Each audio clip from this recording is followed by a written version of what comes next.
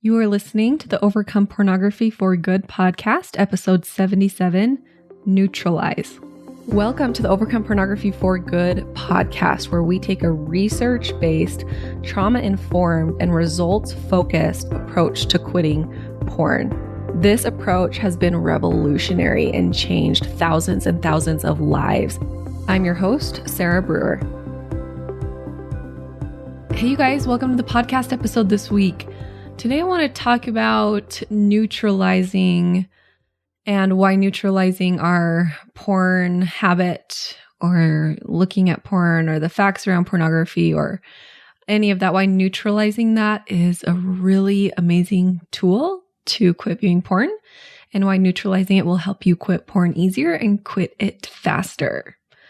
So the more neutral that we can make our circumstances, the less drama that we have around our circumstances, the easier it is to make changes. And the reason for this is that, if you remember, I've talked about this in the podcast before, is that our feelings create our actions and our feelings drive our actions. And so you are going to have different actions from a place of happiness than from a place of sadness. And if you're feeling sad, but you're trying to take actions that like you would if you were happy, it's not going to be the same action. You're not going to be able to take it for very long. You're going to burn out, right? That's why so many of us, we try to quit viewing porn from a place of discouragement. And the action that you're taking isn't driven by the discouragement, right? So you're trying to like be upbeat and you're trying really hard to like just quit and to muscle your way through quitting. But the main emotion is discouragement. You're going to burn out really quickly. You're not going to be able to quit.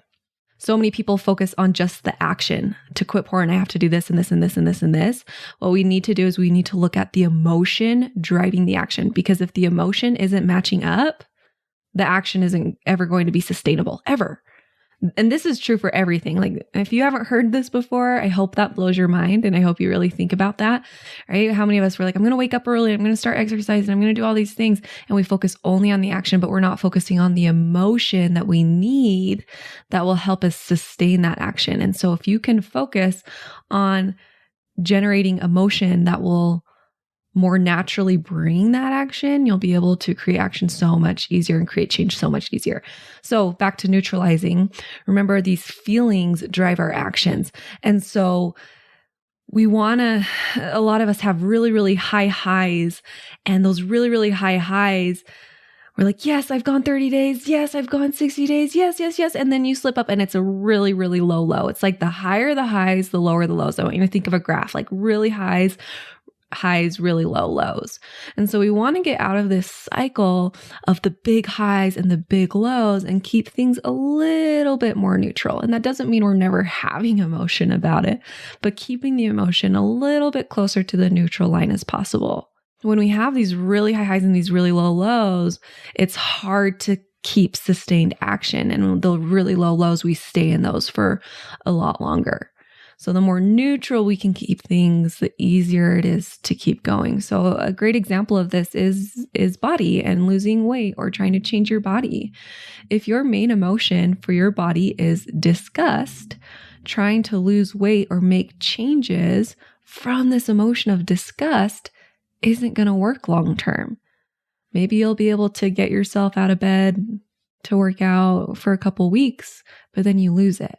Maybe you're able to lose a little bit of weight, but then it all comes back because you can't sustain that action because that you're feeling disgust for yourself. You're trying to change from a place of, I don't like myself.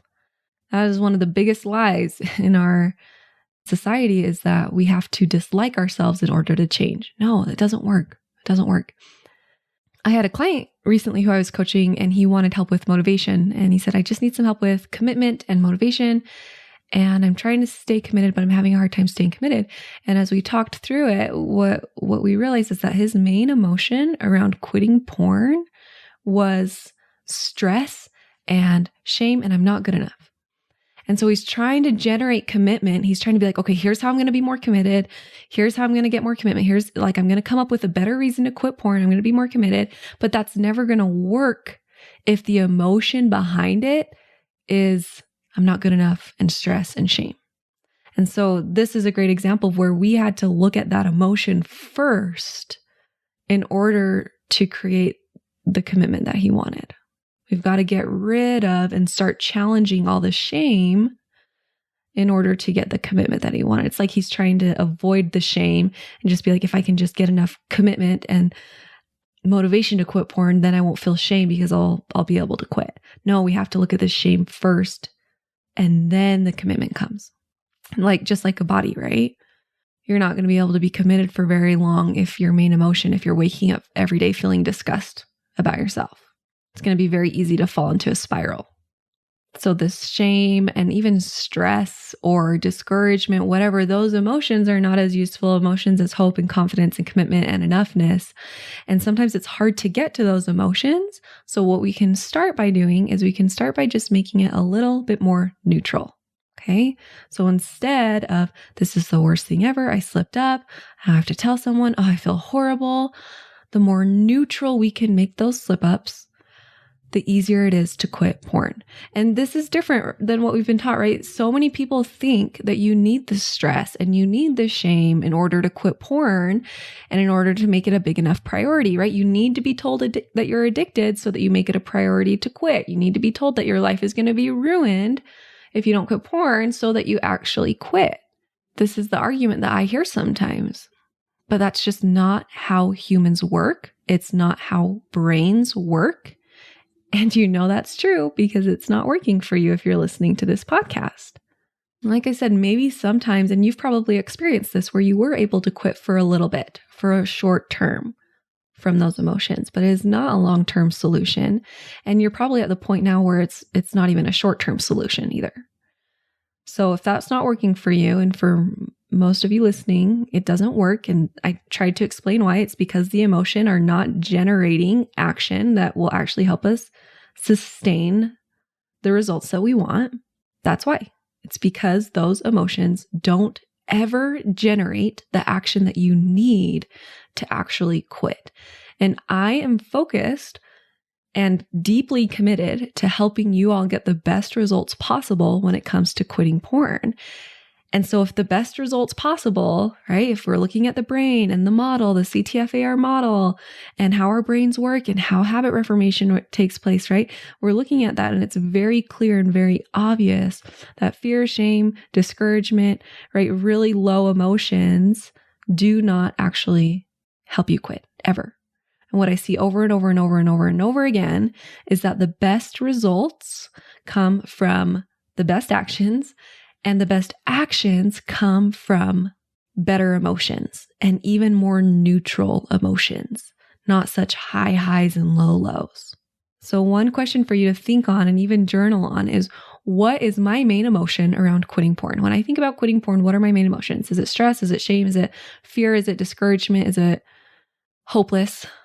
What is that main emotion? And then really think about that. Think about that. All of my action is being driven by hopelessness and shame and fear and discouragement, or whatever that main emotion is. Like, think about the actions that come from that emotion and notice. It'll be very clear to you why you haven't been able to quit yet. You'll be like, oh, that makes sense. It's not because there's something wrong with me. It's because my main emotion around it is keeping me doing these actions, keeping me hiding. It's keeping me stuck. It's keeping me in these shame cycles. It's keeping me not sustain, like I'm trying to do things out of willpower because I'm just feeling so crappy. It'll make so much sense to you. And then you can ask yourself, what emotion do I want my main emotion around quitting porn to be? And that's where you have power. And that's where you have choices. And that's where you can start. And that's the best place to start. If you can change that main emotion around quitting porn from discouragement and shame and fear, I promise that's like one of the most important things you can do. Not one of, probably the most important thing you can do. And it is the step that will get you the best results the very fastest. So for many of us, that starts just by neutralizing our porn use. So instead of every single time that we slip up, it's a huge deal. And we're starting back at day one, right? Looking at it like it's data points instead. I recently saw an example of this with weight loss. Someone trying to lose weight, and every day they would weigh themselves. And what the graph looked like is it looked like a whole bunch of dots up and down, but the general trend was down. So over time, the general trend was down, even though, right, days here or there, it was like maybe you're up a pound or up 2 pounds or up down 2 pounds. And what we learn with weight loss is that when you make those, oh, I'm up 2 pounds today, when you make that a big deal and when it's not neutral, that's when you self-sabotage. That's when you give up. And that is what creates like this weight loss experience, makes it so difficult and so hard, is when those data points have a lot of emotion behind them. But when you can make it neutral, okay, I was up 2 pounds today, period. Maybe I have like, I had a bunch of sodium yesterday or whatever, maybe I'm a little bloated or whatever. Instead of like making it mean something about you, you just look at it as data points, and then you see this general trend over time if you stay consistent to your goals, right? And so you see this general trend of going down. And that's what we want to think of our slip ups like. We want to keep them neutral as possible. Look at them like data points. For those of you in the program, that's what our Learn and Move On milestone is all about. So make sure you go check that out. And being committed to the long term and not making everything so high or so low. Okay. A great question for you to ask yourself is, how can this be more light? How can this process be more neutral and more light? And even like, if this feels good to you, even more fun. How can this even be fun? How could quitting porn be fun? How could this be lighter? How could this be beautiful? How could this be easier? How could this not be so high and low? The thing is that porn use is a circumstance, which means that it's not good or bad until we have thoughts about it. People have all different types of emotions and thoughts and feelings about porn use, right? Some people think it's not a big deal. Some people think it's a really big deal. Some people feel neutral about it. Some people feel really horrible about it. Some people feel great about it, right? You get to decide how you think and feel about porn as your circumstance. And what I'm offering to you is to make sure that you're thinking about your porn use in a way that is serving you. And you might think you need to feel really bad about it in order to quit. But what I'm telling you is that that's not how our brains work.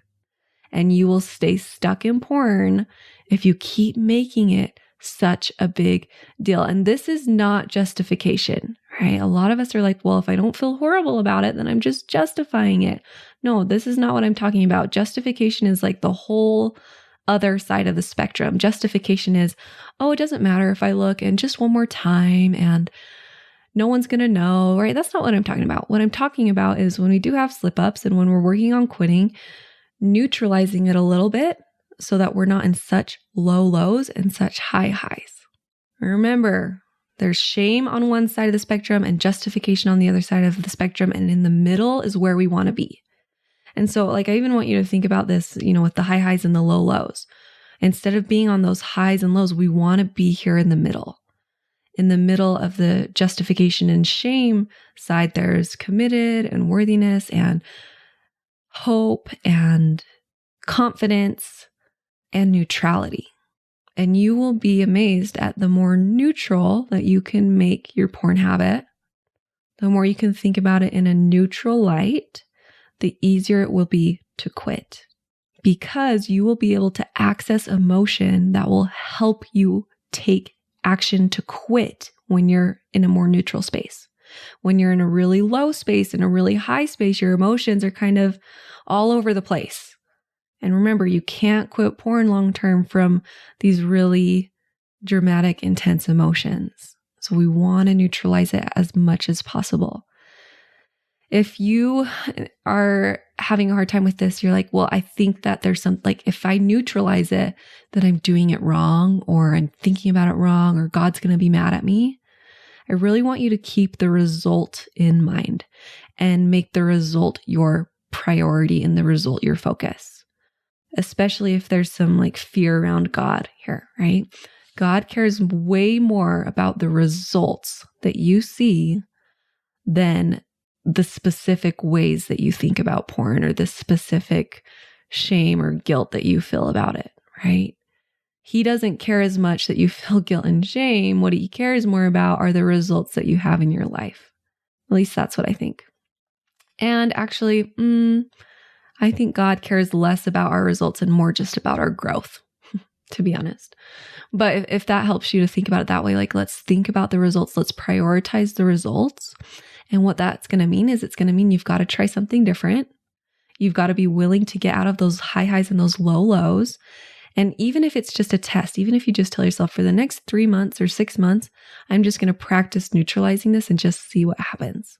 See what happens when I neutralize it and focus on the result more than you focus on, I have to feel guilty about this. Okay. It's going to get you so much further. All right, you guys have a great week and we'll talk to you next week. Bye-bye. I want to invite you to come and listen to my free training called How to Quit Viewing Pornography, even if you've tried in the past. If you like the podcast, you will love this free training. We talk about, number 1, how to not rely on willpower or phone filters so that you can actually stop wanting pornography. Number 2, how to guarantee that you won't fail no matter how many times you've tried in the past. And number 3, how to feel good about yourself while becoming someone who doesn't struggle with pornography.